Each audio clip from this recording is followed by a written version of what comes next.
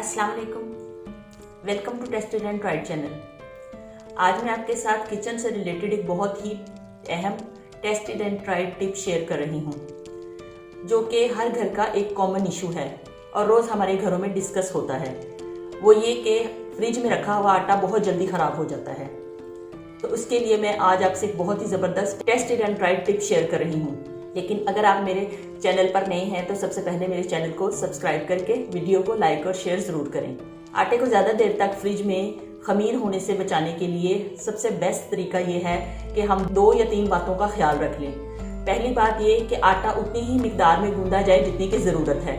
उसके बाद ये कि आप जब भी आटा गूंदें, बहुत ज़्यादा मिकदार में आटा गूंद कर फ्रिज में रखने से भी आटा खमीर हो जाता है।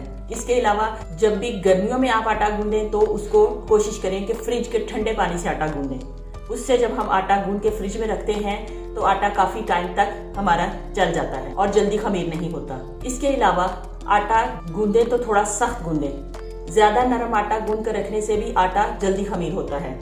इसके अलावा जब भी आप आटा गूंद लें तो उसके बाद आटे को प्लास्टिक के डब्बे में बिल्कुल भी डाल कर ना रखें, बल्कि इस तरह से टीन के डब्बे में आटा गूंदा हुआ आटा डाल के रखें।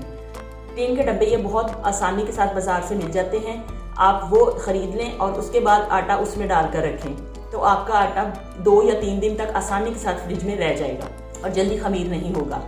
और सबसे अहम बात ये कि जब आप रोटी पकाने के लिए आटा डब्बे में से निकालें तो हाथ के साथ आटा मत निकालें, क्योंकि हमारे हाथों में मौजूद बैक्टीरिया आटे के अंदर जाता है और उसके बाद वो आटा बहुत जल्दी ख़राब होने के चांसेस बढ़ जाते हैं।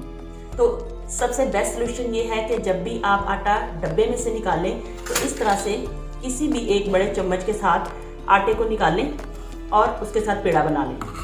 इससे ये कि आप कम से कम आपका हाथ जो आटे के अंदर जाएगा और आपका आटा ज़्यादा देर तक फ्रिज में सेफ रहेगा। अगर आप इस टिप पर अमल करते हैं तो गर्मी के मौसम में टिन के डब्बे में आटा डालने का ये फ़ायदा होता है कि जब गर्मियों में फ्रिज ओवरलोड होती है तो उसकी कूलिंग कम हो जाती है और टिन का डब्बा जो है वो कम कूलिंग पर भी ठंडा रहता है, जबकि प्लास्टिक का डब्बा बहुत जल्दी गर्म हो जाता है। तो इसलिए हमारा आटा ठंडा होने की वजह से जल्दी खमीर होने से बच जाता है। उम्मीद है कि ये मेरी टेस्टेड एंड ट्राइड टिप आपको बहुत ज़्यादा फ़ायदा देगी। तो आज के लिए इतना ही। एक और नई टेस्टेड एंड ट्राइड टिप और रेमेडी के आने तक के लिए अल्लाह हाफिज़।